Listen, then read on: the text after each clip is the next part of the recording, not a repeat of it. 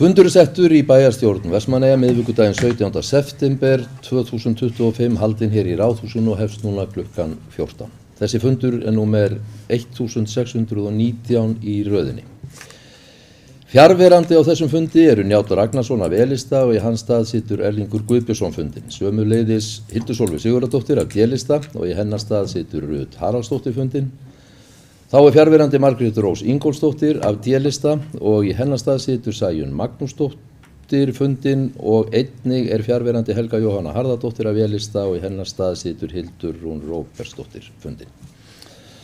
Á þessum fundi eru 16 mál á dagskrá og þau eru eftirfarandi: 1. Staða atvinnumála, uppsagnir VSV í Leo Seafood. 2. Eygló eignarhaldsfélag ljósleiðaravæðingu í Vestmannaeyjum. 3.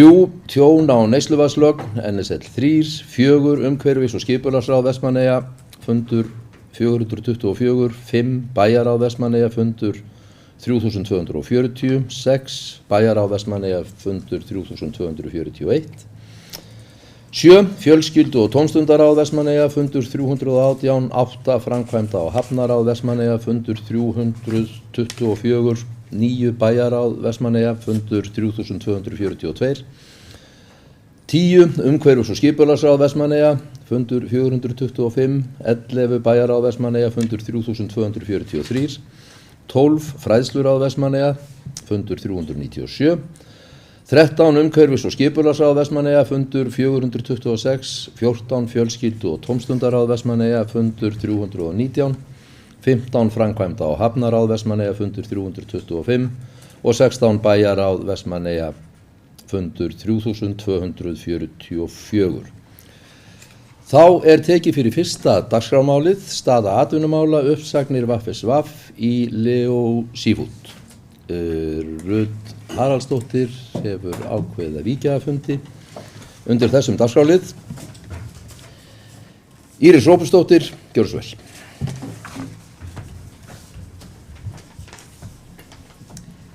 Forseti, þann 10. september síðastliðinn tilkynnti Vinnslustöð Vestmannaeyja uppsagnir 50 starfsmanna hjá Leo Seafood sem félagið hafði keypt rúmum 2 árum fyrr.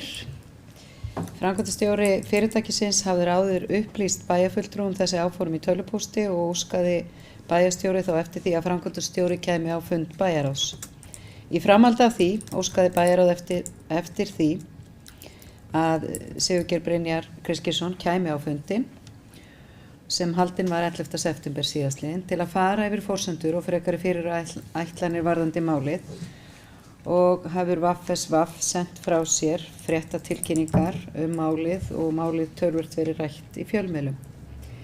Það mikið högg þegar 50 manns missa vinnuna og munum við kjörnir fulltrúar fylgja þessu máli vel eftir og vonandi mun rætast úr þessari stöðu því að væntanlega verður að veiða þær aflaheimildir sem unnar voru í Leo Seafood. En það alltaf umhugsunarefni fyrir okkur sem stýrum sveitarfélaginu þegar svona högg verður í atvinnulífinu og minnir okkur á það að við vitum ekki alltaf hvað framtíðin ber í skauti sér og það ber að fara varlega, en við munum að sjálfsögðu eins og kom fram í bæjarráði þá mun bæjarstjórn líka fylgja þessu máli eftir, en þetta auðvitað mál sem við höfum áhyggjur af og vonum að þetta verði ekki neitt framhald á þessu, heldur getum við fara að vinna okkur upp hér á eftir.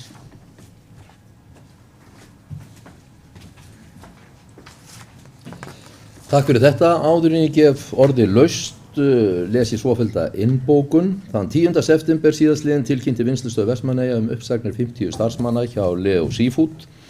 Framkvæmdastjóri fyrirtækisins hafði áður upplýst bæjarfulltrúa þessi áform. Í framhaldi af því óskaði bæjarráð eftir því við Sigurgeir Brynjar Kristgeirsson, framkvæmdastjóra VSV, að hann kæmi á fund ráðsins til að fara yfir forsendur og frekari fyrirætlanir varðandi málið. Nú orðið laust. Eyþór Harðarsson, gjörðu svo vel.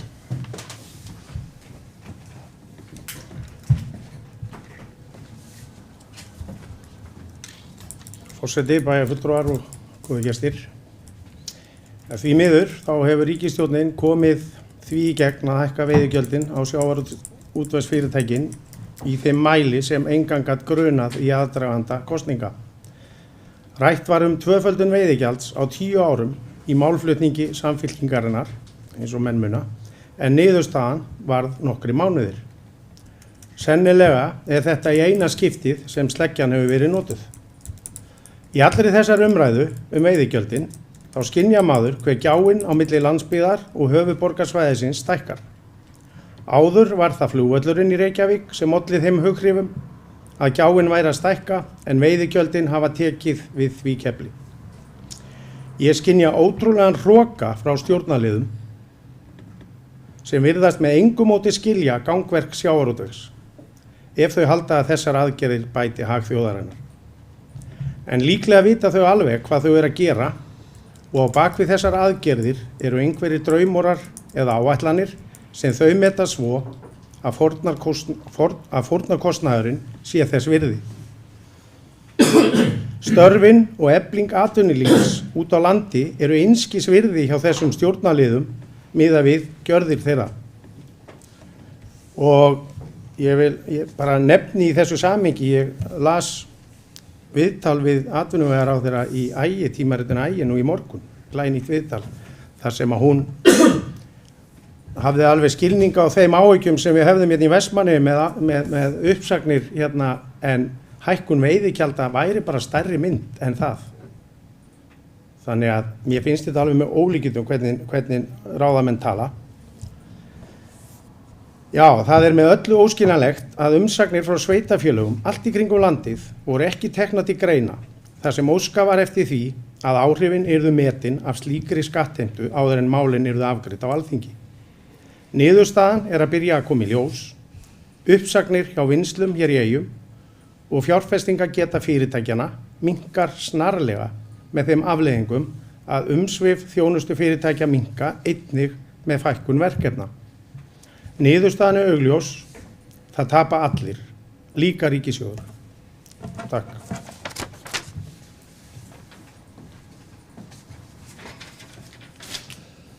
Takk fyrir þetta, Eyþór Harðarson. Vilja fleiri kveða sér hljóðs þetta mál? Svo ekki. Þá les ég svohljóðandi sameiginlega bókun bæjarstjórnar. Bæjarstjórn tekur undir þungar áhyggjur bæjarráðs af þeirri stöðu sem upp komin. Mikilvægt sé að forsvarsmenn VFSV í samráði við stéttarfélög starfsmanna vinni saman af því að tryggja starfsfólkinu störf og eyða óvissu framhaldið. Bæjarstjórn mun fylgjast grannt með framvindu málsins. Þá tekið fyrir annað dagskrármálið. Vildu þið vera svo væn að hófa í rödd?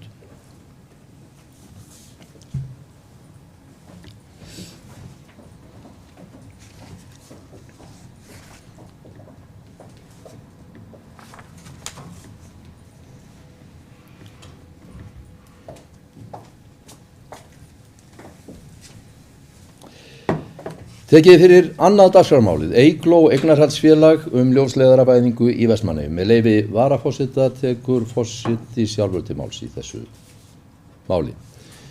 Eins og bæjarstjórn kunnugt og bæjarráð hefur þegar fjallað að þá tókst loksins að ljúka sölunni á Eygló núna mánaðamótin síðustu, mánaðamótin ágúst-september og því lauk þá formlega með því að Samkeppniseftirlitið lýsti því yfir að það myndi ekki gera frekari athugasemdir við þessi viðskipti, en eins og bæjarfulltrúum kunnugt að þá tafðist þetta mál hartnær ár að ganga frá þessu vegna þess hvaða afstöðu Samkeppniseftirlitið hafði á sínum tíma tekið við upphaflegum kaupsamningi varðandi þetta.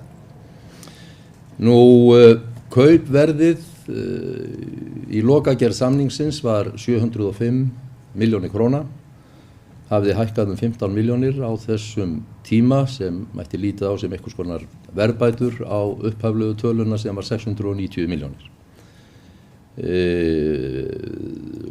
Söluverðið eða greiðslurnar skiptast í tvennt. Fyrri hlutin hefur þegar verið inntur af hendi af hálfu mílu og síðari hlutin verður greiddur innan 6 mánaða. Það má svo bæta því hér við að eftir að þessi kaup voru yfir staðinn og Samkeppniseftirlitið hafi gefið út sína yfirlýsingu gagnvart Mílu, að þá hefur Míla upplýst að það er búið að leggja ljósleiðara í öll heimili í Vestmannaeyjum og þar fullir að þeir að sé að ræða bestu háhraðatengingar sem völ er á Íslandi eins og málum er háttað núna. Að öðru leyti held ég að eftirfarandi innbókun sem ég les hér með leyfi varaforseta segi svo sem það sem segja þarf á þessu stigi málið. Hún er svohljóðandi. Páll Magnússon fór yfir lokakaflann varðandi söluna á Eygló til Mílu. Samkeppniseftirlitið tilkynntu mánaðamótin ágúst-september að það myndi ekki gera frekari athugasemdir vegna þessara viðskipta og í framhaldinu lauk sölunni formlega. Söluverðið 705 milljónir og greiðist í tvennu lagi. Fyrri greiðslan hefur þegar verið innt af hendi og seinni hlutin greiðist innan 6 mánaða. Samkvæmt upplýsingum frá Mílu er nú búið að leggja ljósleiðara að öllum heimilum í Vestmannaeyjum og verður að ræða bestu háhraðatengingar sem völ er á hér á landi. Orðið er laust ef einhver vildi tjá sig þetta. Eyþór Harðarson, gjörðu svo vel.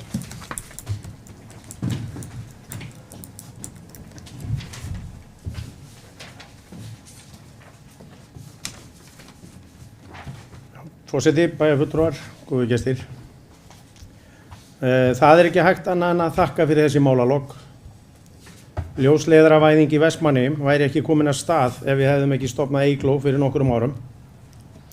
Og háhraðanettengingar eru mikilvægar öllum sveitarfélögum sem vilja efla og auka fjölbreytni í atvinnulífinu. Stofnun félagsins er dæmi framkvæmd sem var mikilvæg samfélaginu til framtíðar. En því miður var ekki áhugi annarra ljósleiðara fyrirtækja á að leggja ljósleiðara netið Vestmannaeyjabæ. Það var ánægjulegt að sjá hve samstaðan var mikil hjá öllum í bæjarstjórn að hefja þá framkvæmd á sínum tíma að ráðast í verkefnið. Ég vil þakka stjórn Eyglóar fyrir þeirra vinnu við að halda utan verkefnið frá upphafi til enda. Mér langar að orða þetta þannig: Eygló var algjör sigur. Takk.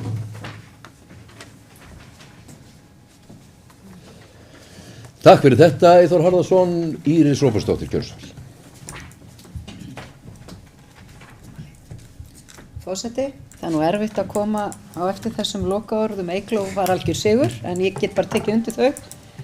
En á síðasta kjörtímabili var þverpólitísk samstaða að við þyrftum að stíga þessi skref, að því eins og framkom í ræðu bæjarfulltrúa Eyþórs Harðarsonar, að þá hafði ekkert fyrirtæki áhuga á að gera þetta nema kannski á svona 10 árum pluss. Allavega á mjög löngum tíma sem var engan veginn ásættanlegt fyrir þetta samfélag og fyrsta skrefi var að fara inn í þetta svo kallaða dreifbýlisstuðning sem var með ákveðnum hætti frá ríkinu og var nú mjög formað hvað mátti og hvað mátti ekki þar, en þannig byrjuðum við og svo var Eygló stofnað í framhaldinu og vorum langt komin með þegar Míla kemur að máli við sveitarfélagið og vill kaupa, en eins og framkom hérna áðan að þá var Samkeppniseftirlitið ekki alveg á sömu skoðun til að byrja með, en sem betur fyrir það leyst. En það skiptir miklu máli að ákveða að fara á stað að því að góðar nettengingar eru samgöngur nútímans og það skiptir bara gríðarlega miklu máli fyrir það sem við erum að gera hér, fyrir, hvað ég var að segja, samfélagsgerðina eins og orðin í dag, þar sem fólk getur unnið hvað sem er í heiminum og gert hvað sem er og bara það eru bara öll fyrirtæki þannig, nánast í rekstri í dag, þau þurfa gríðarlega góða nettengingu. Þannig að ég ætla að taka bara undir þessi orð sem hafa komið hér fram, að Eygló er sigur og einnig vil ég þakka öllum þeim sem hafa komið að, bæði samtalinu við Mílu og í þessu söluferli og auðvitað stjórn Eyglóar sem hefur haldið mjög vel á málunum. Takk.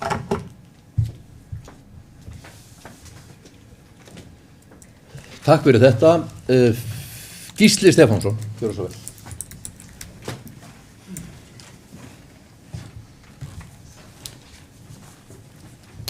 Já, forseti, bæjarfulltrúar, áhorfendur. Ég ætla bara að fá að lýsa gleði minni með þessa niðurstöðu. Þetta leit náttúrulega ekki vel út á tímabili en ég tel að þær ákvarðanir sem voru teknar í framhaldi að Samkeppniseftirlitið kom að þessu á sín tíma hafi bara verið hárréttar og ekki nóg með það að ég gleðist yfir því, heldur gleðist ég náttúrulega líka bara sérstaklega yfir því að þetta þýðir minni rekstur hjá bæjarfélaginu.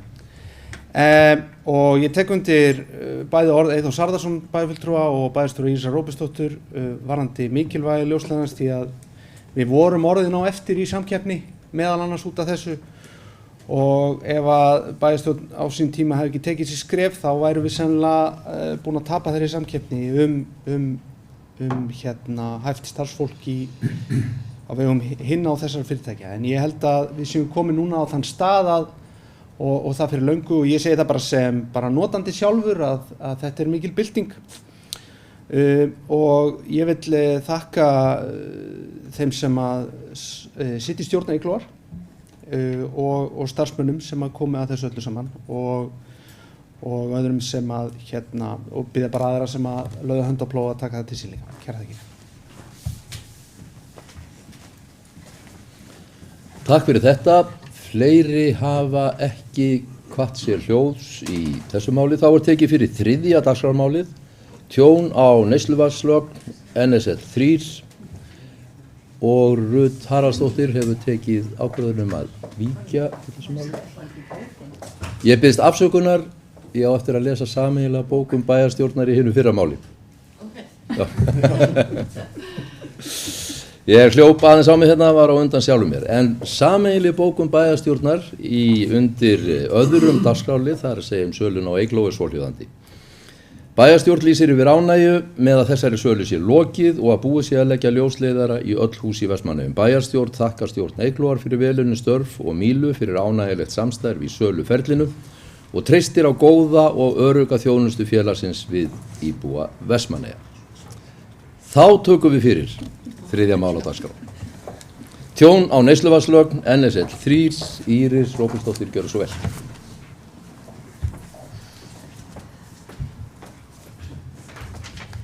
Forseti. Já, við höfum síðan í nóvember 2023 mikið rætt vatnslagnir og ýmislegt sem tengir vatnsbúskap í Vestmannaeyjum. En eins og okkur öllum ljóst, þá hefur bæjarstjórn áður samþykkt, bæjarstjórn Vestmannaeyjabæjar, að stefna vinnslustöðinni vegna tjóns á lögninni sem varð í nóvember það ár og tjóns á NSL 3 sem stendur enn að stórum hluta óbætt. Staða dómsmálsins er sú að málið verður væntanlega tekið fyrir í Héraðsdómi Suðurlands í október. Líklega verður málinu fresta þá í sirka 4 vikur sem nýtt að verður til að skoða varnir gagnaðila okkar og athuga hvort hægt sé að finna kannski einhvern sáttaflöt á milli aðila. En auðvitað er málið komið í annan farveg. Það var reynt að leita sátta og við tókum þetta og óskuðum eftir þessu samtali við fyrirtækið af því að þetta er ekki auðvelt skref fyrir okkur sem bæjarstjórn. En það bar ekki árangur og því erum við á þessum stað og það skiptir samt bara máli að við klárum þetta mál vegna þess að þetta er náttúrulega gríðarlegu kostnaður sem mun þá falla á íbúa í Vestmannaeyjum ef að tjóni verður ekki að fullu bætt og því getum við ekki gert neitt annað en farið þessa leið. En ég vildi bara upplýsa aðeins stöðuna því þetta hefur tekið töluverðan tíma og mikil vinna í kringum auðvitað stefnuna og verið að bíða eftir endalegur mati á tjóni og ýmislegt sem þurft að ganga upp áður verið að ganga frá þessu. En eins og staðin er núna þá verður þetta öllum líkindum lagt fyrir dómara í október.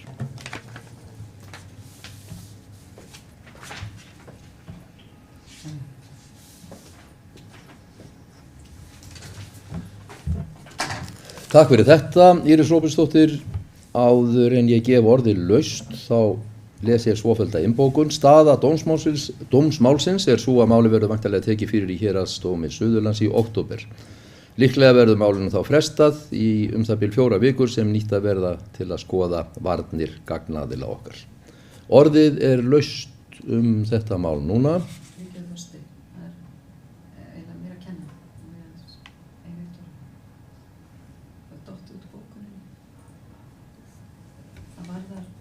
staða dómsmáls Vestmannaeyjabæjar gegn VFSV, það þarf að útskýra það því það ekki titlir á málinu. Þetta bara dottið út.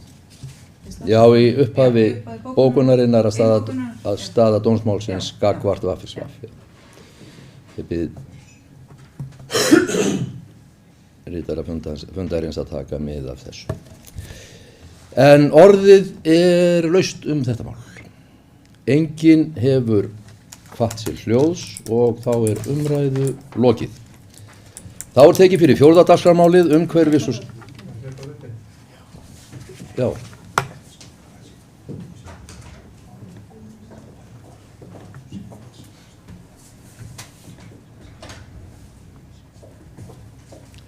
Þá tekið fyrir 4. dagskrármálið umhverfis og skipulags á Vestmannaeyja fundur 424, liðir 4.1-4.15 liggja fyrir til upplýsinga. Tekið fyrir 5. dagskrármálið bæjarráð Vestmannaeyja fundur 3240, liðir 5.1-5.3 liggja fyrir til upplýsinga. Tekið fyrir 7. dagskrármálið bæjarráð Vestmannaeyja 3241, liður 6.1-6.8 liggja fyrir til upplýsinga. Þá tökum við fyrir 7. dagskrármálið sem fjölskyldu- og tómstundaráð Vestmannaeyja fundur 318 þar sem liðir 7.1-7.4 liggja fyrir til upplýsinga. Tekið fyrir 8. dagskrármálið framkvæmda á hafnaráð Vestmannaeyja fundur 324, liðir 8.1-8.2 liggja fyrir til upplýsinga. Tekið fyrir 9. dagskrármálið umhverfis og skipulagsráð Vestmannaeyja fundur 425, liðir 9.1-9.2 liggja fyrir til upplýsinga. Tekið fyrir 10. dagskrármálið umhverfis og skipulagsráð Vestmannaeyja fundur 425, liðir 10.1-10.7 liggja fyrir til upplýsinga. Og tekið fyrir 11. dagskrármálið bæjarráð Vestmannaeyja fundur 3243, liðir 11.1-11.7 liggja fyrir til upplýsinga. Tekið fyrir 12. dagskrármálið fræðsluráð Vestmannaeyja fundur 397, liðir 12.1-12.4 liggja fyrir til upplýsinga. Tekið fyrir 13. dagskrármálið umhverfis og skipulagsráð Vestmannaeyja fundur 426 þar sem liðir 13.1-13.9 liggja fyrir til upplýsinga. Þá tekið fyrir 14. dagskrármálið fjölskyldu- og tómstundaráð Vestmannaeyja fundur númer 319, liður 14.4 sköpunarhús liggur fyrir til umræðu, til máls tekur Gísli Stefánsson.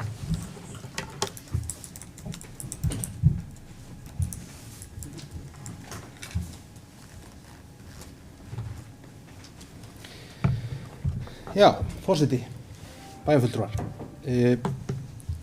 Fulltrúi Sjálfstæðisflokksins í fjölskyldu- og tómstundaráði lagði það til á síðasta fundi ráðsins að við myndum flýta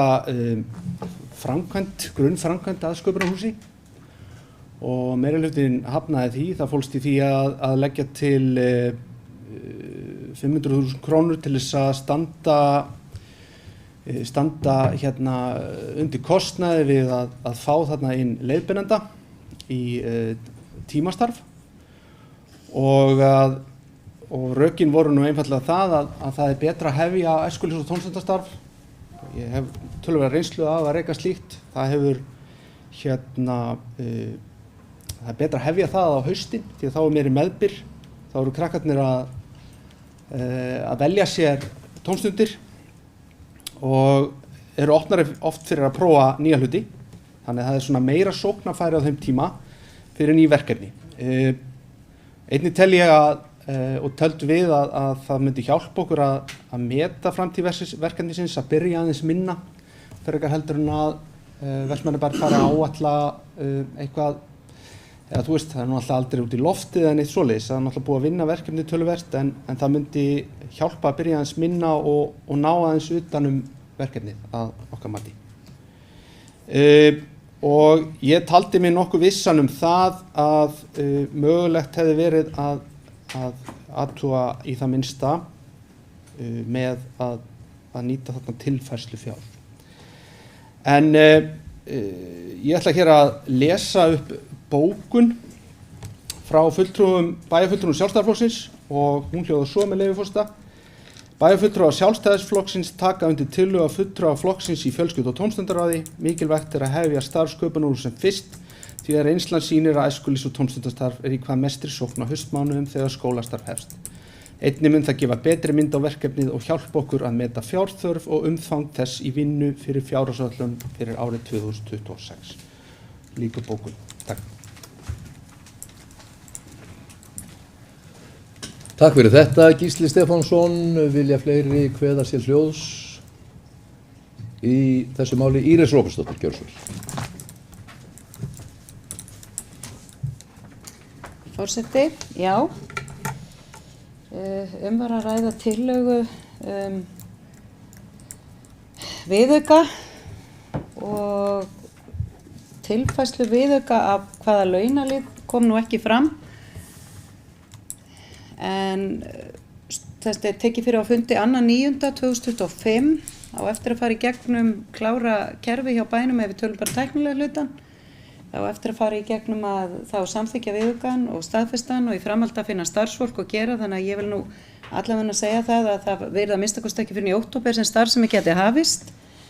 En við höfum nú haft þá reglu hér að þegar rekstrar viðauka að ræða, þegar við ræðum ný stöðugildi og nýtt starf, að þá höfum við nú tekið þá umræðu í tengslu við fjárhagsáætlun og gerðum það bæði 23 þegar var ákveðið að fara af stað með sköpunarhús.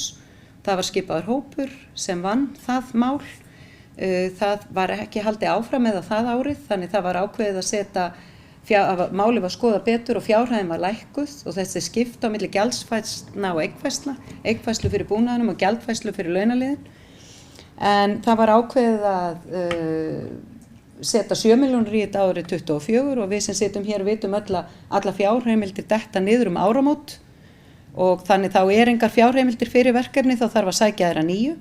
Svo gerðum við áætlun, vorum að vinna áætlun 2024, þá kemur það fram hér að það ekki búið að nýta þessa fjármuni og það var farin einhver vinna á stað og það var tekin ákvörðun það af allri bæjarstjórn að setja ekki fjármuni í þetta árið 2025. Það sem eru núna við klárum fjárhagsáætlunina í lok nóvember, þannig ég nú ekki viss að vera komið mikil reynsla af þessu áður við klárum vinnuna. Þannig að ég get bara tekið undir afstöðu meirihlutans í ráðinu að þessir 2 mánuðir sem áttu að vera tilraunaverkefni til að nýtast inn í fjárhagsáætlunarvinnuna, að það kannski heldur knappi tími.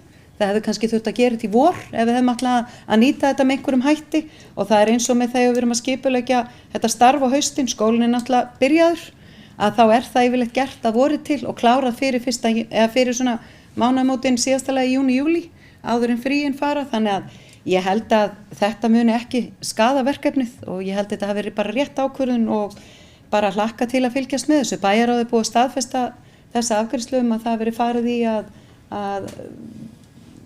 kostnaði að taka verkefnið og svo það náttúrulega á fjölskyldu- og fræðslusviðinu að klára að móta það og ég held að það mjög auðvelt að ákveða að taka bara eina önn. Ef að fólk hrætt að það þurfa að koma reynsla á verkefni þá bara að ákveða að taka eina önn eða þá að taka 1 ár í tilraun og meta það svo eftir. Þannig ég held að það séu allavega bara útfærslur og ég veit ekki betur en svo að það séu bara, hafi allir verið bara hlynntir því að við stigum þessi skref og ég held að það sé bara áfram svoleiðis, en mér finnst svona tímafaktorinn og það hvernig þetta var að þá get ég auðveldlega stutt þessa afgreiðslu og það var náttúrulega alls ekki verið að hafna verkefninu, það var verið að hafna að fara inn í þennan glugga sem þótti ansi lítill.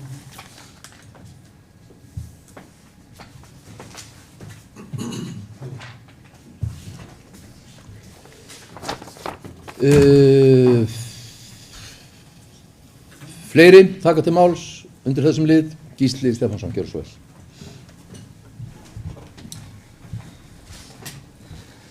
Forseti, bæjarfulltrúar, já vel, þakka Írisi Róbersdóttur bæjarstjóra fyrir sína punkta hér.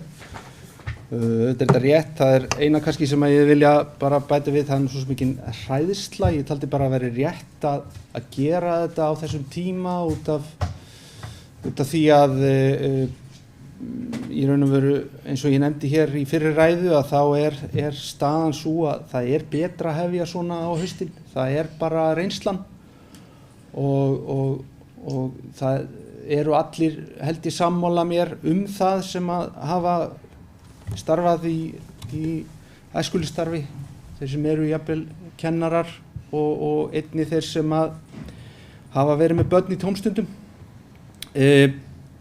og ég fagnaði því á sín tíma bara meðbyrinn sem að þetta verkefni fékk hjá meirihlutann og fagnaði því ennþá og það gleður mér svo bókun að það allan ekki verið að slá verkefni út af borðinu sem að meirihlutin bókaði. Það hins vegar þetta sem að maður kannski hefur pínu ágjur af, það er búið að kaupa búnað sem hefur staðið óhreyfður og það er ljóst að þeir sem að starfa nú þegar í félagsmiðstöðinni hafa ekki tressir til þess að taka stökkið inn í það einhverju hluta vegna og við verðum bara að skilja það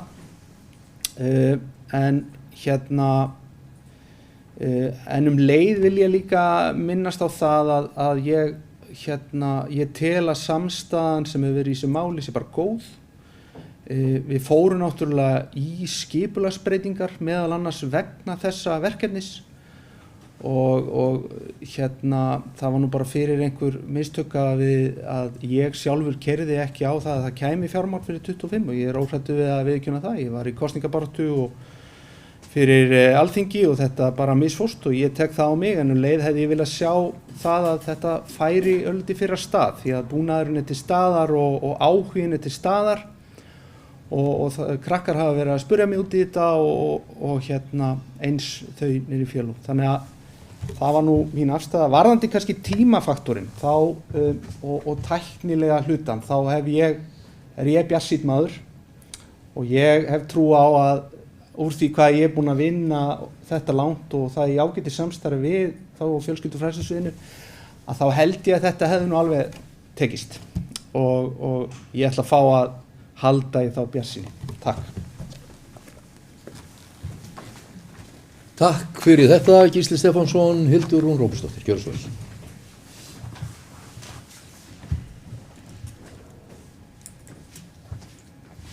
Forseti, bæjarfulltrúar. Ég bara að fá að taka undir orð Íris Róbertsdóttir bæjarstjóra. Mér fannst þegar ég las fundagerðina, dálítið bara seint í rassinn gripið að vera að bókum þetta núna.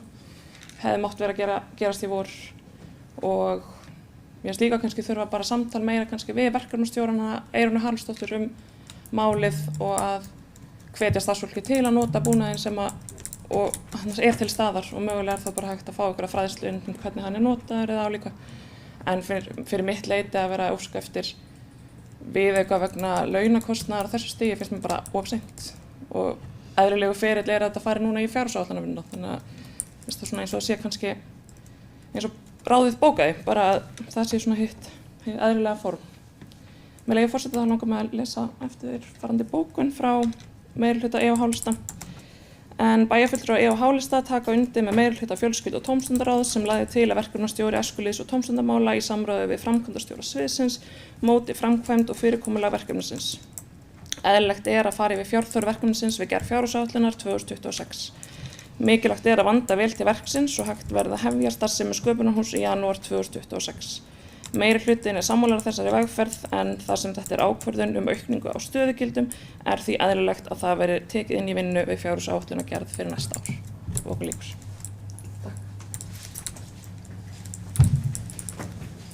Takk fyrir þetta, Hildur Rún Róbertsdóttir, Gísli Stefánsson, gjörðu svo vel. Já, forseti bæjarfulltrúar, ég set mig ekkert á móti þeirri bókun sem meirihlutinn lagði hérna fram á, bara skýr og skorinort. Hún stangast sannlega á við skoðanir mínar í þessu máli og fleiri aðila. Kannski benda á þetta eina litla sem ég hjó eftir að hér var rætt það að samtal hefði hugsanlega ekki verið nægilega mikið við verkefnastjóra niður frá. Ég bara vísa því á bug ég er búinn að eiga reglulegu samtali við hana þetta mál.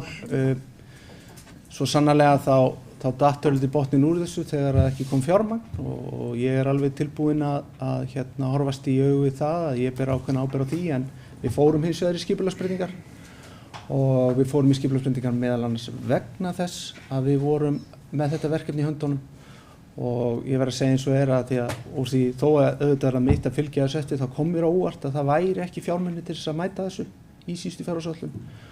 Og það er kannski ágætt að minnast á það að ég veit alveg að það er ekki byrjað og nú er ekki að kenna neinum sérstaklega en ég veit að við byrjum aldrei með tómt blað þegar við gerum fjárhagsáætlun. Við skoðum plöggin frá árinu áður.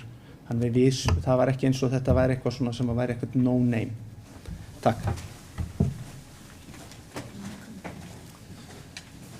Takk fyrir þetta, Gísli Stefánsson, Hildur Rún Róbertsdóttir Gjósfell.